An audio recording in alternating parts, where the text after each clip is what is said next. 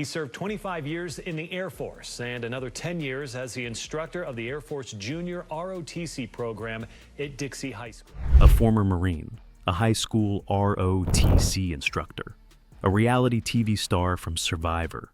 What do these three men have in common? They're all facing life in prison, accused of murder, arson, and running one of the most violent criminal enterprises Texas has ever seen. 14 members of the Bandidos Motorcycle Club. Today, our partners in the U.S. Attorney's Office in Houston announced charges against 14 members of the Bandidos outlaw motorcycle gang.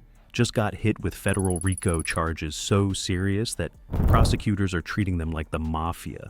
We're talking about coordinated killings in crowded bars, buildings burned to ash, and a street war so brutal that innocent bystanders caught in the crossfire. This isn't some back alley brawl between rival bikers. This is an organized criminal operation that federal agents spent 6 years unraveling. The Department of Justice calls it one of the most violent turf wars they've encountered in recent memory. But here's what makes it truly chilling. These men didn't just hide in the shadows, they lived among us. They taught our children. They appeared on national television. And the whole time, they were allegedly coordinating murders and arsons to protect their patch. What you're about to hear involves twisted loyalty codes, smash on sight, kill orders, and a criminal hierarchy so sophisticated that it took the combined efforts of the FBI, Texas Department of Public Safety, and multiple local law enforcement agencies to crack it open. This is the story of how the Bandidos built their empire, and how it all came crashing down. The Brotherhood built on violent San Leon, Texas, 1966. Donald Mother Chambers returns from Vietnam carrying more than just war memories. He's carrying a vision of brotherhood forged not through shared interests, but through shared defiance. What Chambers creates isn't just another motorcycle club. It becomes something far more dangerous. The Bandidos emerge from the Texas dust with a simple philosophy. They are the 1%. While 99% of motorcyclists follow society's rules, they proudly represent the outlaws. That 1% badge becomes their identity, their calling card, their justification for everything that follows. Over nearly 6 decades, this small group of disillusioned veterans grows into something monstrous. 3,500 members worldwide. Chapters stretching from Texas highways to German autobahns, from Australian outback roads to Swedish city streets. But numbers tell only part of the story. Their structure mirrors military command, national presidents, vice presidents, regional officers, local chapter leaders. Orders flow downward without question. Loyalty isn't just expected, it's enforced through violence. Cross the brotherhood, and you disappear. Disrespect the patch, and you pay in blood. For decades, they operate like phantoms in plain sight. Charity rides on Sunday mornings, community events with smiling faces. But behind the public facade, federal authorities now allege, lies a criminal enterprise built on drug trafficking, contract killings, weapons smuggling, and systematic intimidation. The Bandidos don't just commit crimes, they perfect them. They develop codes, hierarchies, and enforcement mechanisms that would make organized crime families envious. And at the heart of it all sits the Houston area, where one chapter's motto tells you everything you need to know about their intentions. Welcome to hell, territory under siege. Houston, 2019. The balance of power that kept relative peace among outlaw motorcycle clubs begins to crack. A new player emerges, BEAST, and they make a fatal mistake. They start operating in territory the Bandidos consider sacred ground. What happens next isn't negotiation or compromise, it's war. The Katy chapter of the Bandidos, known for their Welcome to Hell motto, receives orders that chill even seasoned law enforcement officers when they later read the transcripts. Smash on sight. 3 words that transform every public space into a potential battlefield. Any BEAST member spotted anywhere, anytime, becomes a target for immediate attack. The violence erupts across southeast Texas like wildfire, but these aren't random street fights between hot-headed bikers. Federal prosecutors paint a picture of coordinated military-style operations. Chapter leaders hold planning meetings. They assign roles, who drives, who strikes, who covers the escape route. They choose locations, timing, even the level of violence required to send their message. The message is always the same. This is Bandidos territory, and trespassers will be eliminated. Bodies start dropping in places where families eat dinner. A bar outside Houston becomes a crime scene when Bandidos members track a rival inside. What begins as confrontation ends with gunfire and a corpse on the floor. Terrified patrons scramble for exits while the killers walk out calmly, their mission accomplished. A cafe transforms into a war zone when Beast members make the mistake of gathering there. Bandidos storm in like a tactical unit, unleashing brutal violence in front of shocked customers. The message spreads through the outlaw world. Nowhere is safe from Bandidos' justice. But perhaps the most psychologically devastating attack occurs at a Lamarck nightclub in 2023. Bandidos don't just beat their rivals unconscious, they strip away their vests, the sacred symbols of biker identity and honor. Then, in an act of supreme humiliation, they post photos online, displaying their enemies' colors like war trophies. This isn't just physical domination, it's psychological warfare designed to break spirits and crush resistance. And it works. Rival clubs begin to disappear from Bandidos territory, either driven underground or wiped out entirely. The federal web closes early 2025. Federal courthouses in Texas buzz with unusual activity as prosecutors prepare to unveil one of the most comprehensive RICO indictments in state history. 27 pages of charges that read like a crime thriller, but with real victims and real consequences. The Racketeer Influenced and Corrupt Organizations Act, RICO, wasn't created for motorcycle clubs. It was designed to dismantle the Italian-American mafia, drug cartels, and sophisticated criminal enterprises that hide behind legitimate businesses. Now, federal prosecutors argue it fits the Bandidos perfectly. 14 men from the Houston area, many from the violent Katy chapter, face charges that could keep them behind bars for life. Murder in aid of racketeering, conspiracy to commit murder, attempted murder, arson, drug trafficking, unlawful firearms possession, assault with dangerous weapons. Each charge carries decades in prison. Together, they paint a picture of an organization that operates like a business built on violence, fear, and profit. This isn't about punishing individual bad actors. It's about proving that the Bandidos Motorcycle Club itself functions as a criminal enterprise, using its structure, hierarchy, and codes to commit crimes for the organization's benefit. If prosecutors succeed, they won't just send these men to prison, they'll legally brand the entire club as a criminal organization. The indictment reveals how deeply federal investigators penetrated the Bandidos world. Phone records showing coded communications about planned attacks, surveillance footage capturing members before and after violent incidents, seized club materials revealing internal hierarchies and decision-making processes, informant testimony from inside the Brotherhood itself. Most damaging of all, the charges span 5 years and multiple jurisdictions, showing a pattern of coordinated criminal activity that reaches far beyond isolated incidents. This isn't about a few bikers getting into fights. It's about an organized campaign of terror designed to maintain control through systematic violence. The coordination required to build this case is staggering. FBI agents, Department of Justice prosecutors, Texas Department of Public Safety officers, and local law enforcement from Houston, Pasadena, Lamarck, Katy, and Montgomery County worked together for over 6 years. They track movements, document conversations, and slowly piece together the internal workings of an organization that prizes secrecy above all else. When the indictments come down, they don't just target foot soldiers. They go after the leadership, the planners, the decision-makers who authorized violence from positions of power. For the first time, the Bandidos' careful hierarchy becomes their weakness rather than their strength. Faces behind the patches. The mugshots tell a story that Hollywood couldn't script. These aren't shadowy criminals hiding in abandoned warehouses. They're men who live double lives so convincing that even their closest neighbors had no idea what lurked behind their everyday facades.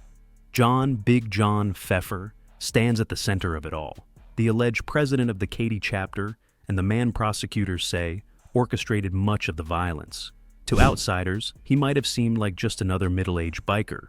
To federal investigators, he's the mastermind who approved murders and coordinated attacks against rival clubs. His charges include murder in aid of racketeering, carrying a potential life sentence, or even death penalty.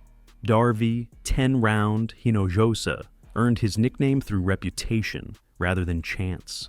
Federal prosecutors paint him as the Katy chapter's primary enforcer, the man who turned orders into action. When leadership decided someone needed to disappear, Hinojosa allegedly made it happen. His charges include conspiracy to commit murder and attempted murder, reflecting his role in the club's most violent operations. John Tech 9 Esplendorio brought modern sophistication to ancient codes of violence. His technical skills allegedly helped plan ambushes and coordinate complex operations. When the Bandidos needed to track rivals or plan multi-location attacks, Splendorio provided the expertise. Now he faces charges for his role in orchestrating several violent encounters, including a deadly bar shooting that left one man dead. But perhaps no name on the indictment generates more shock than Brandon Loco Hance. Reality television viewers remember him from his appearances on Survivor, where he played strategic mind exercises for prize money. Federal prosecutors now allege he played deadly exercises for membership in the Bandidos. According to the indictment, Hance burned a building to the ground, not for money or revenge, but to prove his worthiness for a motorcycle club patch. The irony is chilling. A man who competed on national television for temporary fame now faces decades in prison for seeking permanent belonging. Blood on public floors. The violence described in federal court documents reads like scenes from a crime thriller, except the blood was real and the terror was genuine. These weren't back-alley confrontations between criminal rivals. They were explosive attacks in places where ordinary people gathered: restaurants, bars, nightclubs, transforming everyday locations into crime scenes that would haunt witnesses forever. The Hog Stop Bar shooting in 2020 set the tone for everything that followed. Federal prosecutors describe it as premeditated murder, authorized by club leadership and carried out with military precision. A member of a rival club sits at the bar, unaware that his presence has been reported up the Bandidos' chain of command. The decision comes down from leadership. Eliminate the threat. What happens next unfolds in front of dozens of witnesses. Bandidos members enter the bar, identify their target, and open fire without hesitation. The victim dies on the barroom floor while terrified patrons dive for cover. The killers walk out as casually as they entered, their mission accomplished. To them, it's just business. To everyone else, it's a nightmare that will replay in their minds for years. The Blue Bayou Cafe attack in 2021 demonstrates the escalating boldness of Bandidos' operations. Rival club members make the mistake of eating dinner in what the Bandidos consider their territory. Multiple armed bikers storm the restaurant, turning a family dining establishment into a war zone. Gunfire erupts across tables where people were sharing meals moments before. Multiple victims are wounded in the crossfire, while families with children scramble for exits. The psychological impact extends far beyond the immediate victims. Restaurant employees quit rather than risk their lives serving customers. Regular patrons stop coming, afraid they might witness, or become victims of, the next attack.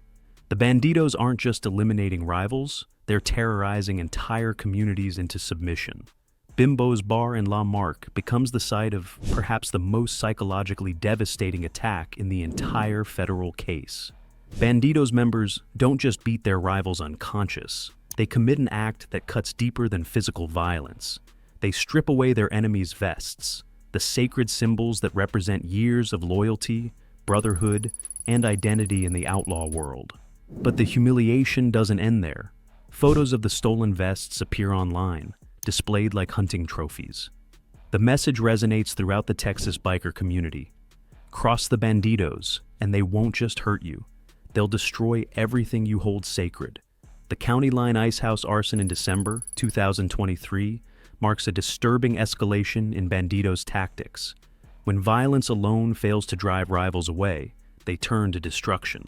The building burns to the ground in a late-night blaze that brings fire departments racing from multiple jurisdictions. Federal prosecutors allege Brandon Hance set the fire not for money or revenge, but to earn his patch, to prove himself worthy of full membership in the club. The symbolism is chilling. A reality TV star who once competed for fame and prize money now allegedly burns buildings to earn acceptance from a criminal organization. The transition from entertainment celebrity to accused arsonist illustrates how deeply the Bandidos culture of violence can corrupt even those who seem to have everything to lose. The attempted robbery of a Harley-Davidson dealership in the Woodlands during August 2023 shows how brazen the organization had become. Multiple members allegedly target the location in broad daylight, seeking to steal rival equipment and send a message about territorial control. Though no one dies in this incident, it demonstrates the Bandidos' willingness to commit crimes in heavily surveilled areas with significant police presence.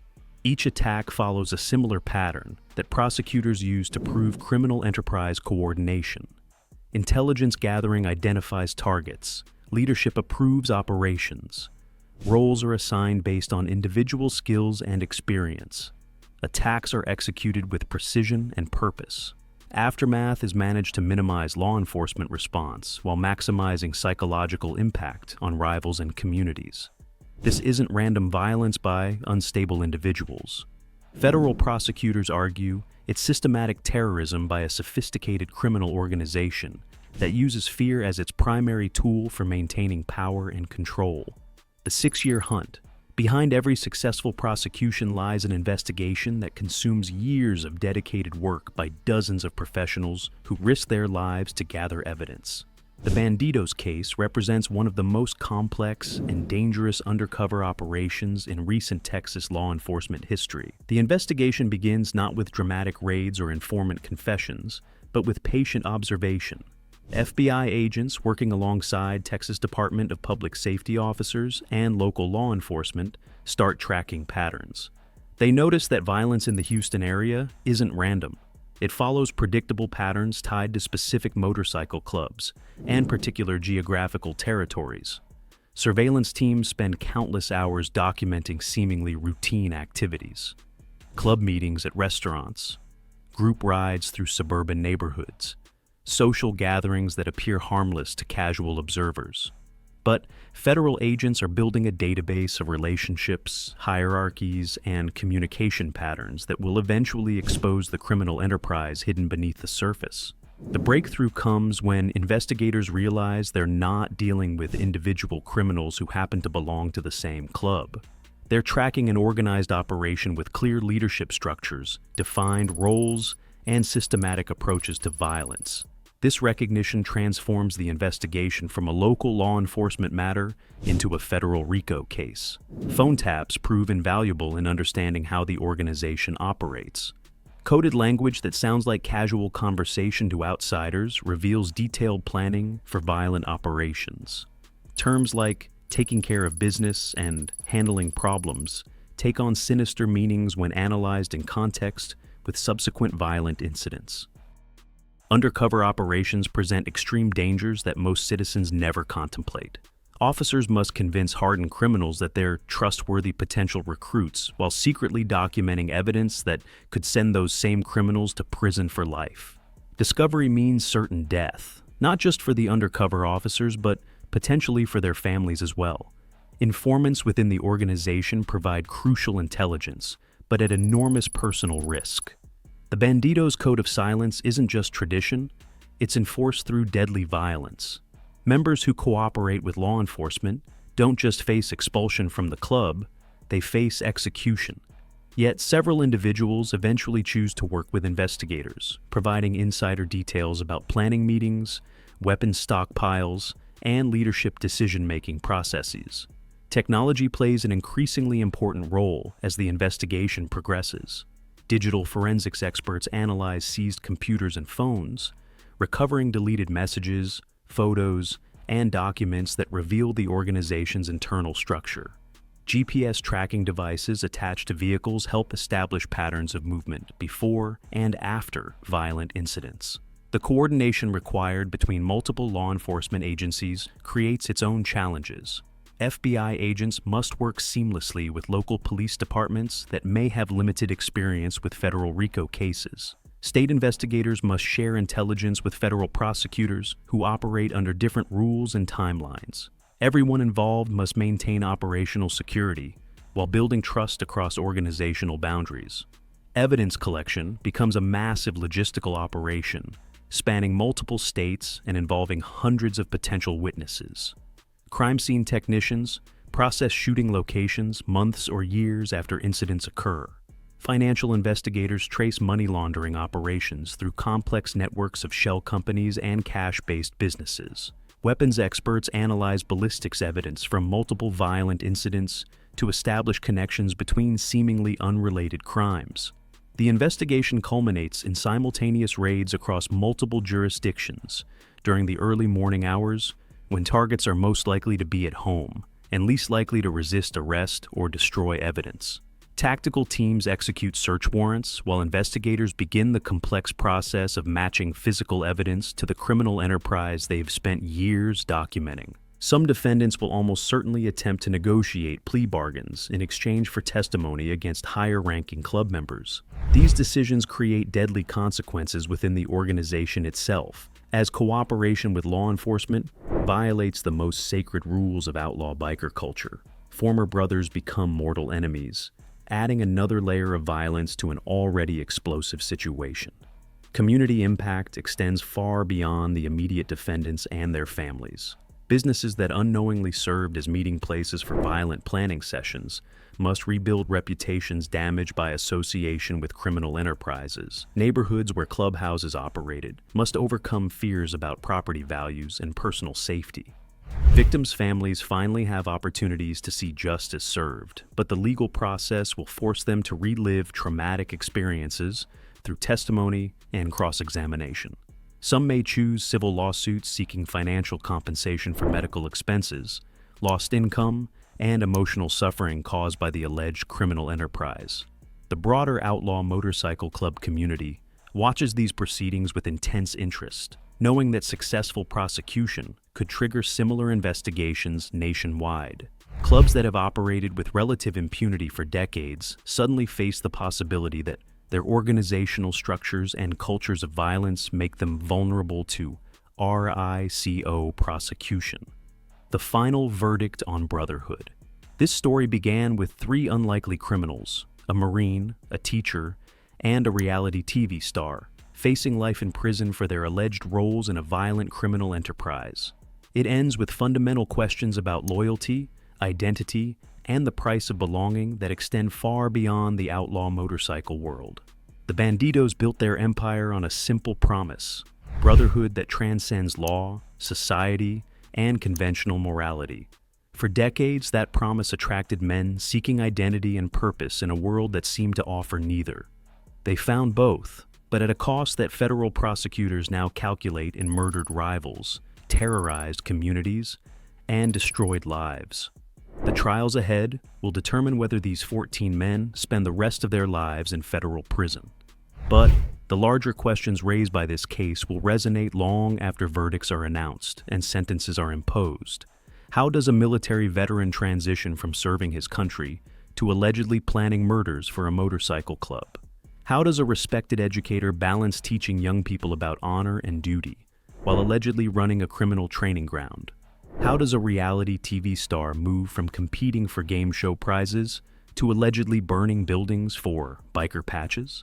The answers lie in the seductive power of absolute belonging, the promise that sacrifice for the group will be rewarded with unquestioning loyalty from brothers who will never abandon you. That promise proved strong enough to convince allegedly respectable citizens to risk everything for patches sewn onto leather vests. But federal prosecutors argue that this brotherhood was built on a foundation of violence that ultimately consumed everything it touched. The loyalty that attracted members became the weapon used to control them. The identity that gave meaning to their lives became the trap that destroyed them. The Bandidos story is ending not with the glory of outlaw rebellion, but with the harsh reality of federal courtrooms and prison sentences. The men who sought immortality through their patches now face the possibility of dying behind bars. their brotherhood reduced to coded letters between maximum security facilities. Their victims, the rivals they allegedly murdered, the communities they terrorized, the families they destroyed, wait for justice that has been decades in the making. The outcome of these trials will determine whether that justice finally arrives, or whether the cycle of violence continues under new leadership, with lessons learned from these prosecutions. The age of outlaw motorcycle clubs operating with impunity in Texas may be ending. Federal law enforcement has demonstrated the patience, resources, and legal tools necessary to dismantle even the most established criminal enterprises. The question now is whether other clubs will learn from the Bandidos' downfall, or whether they'll continue down the same path that led 14 men from brotherhood to federal prison. The patches remain, but the power behind them may be broken forever. And in courtrooms across Texas, the final chapter of this particular American outlaw story is about to be written.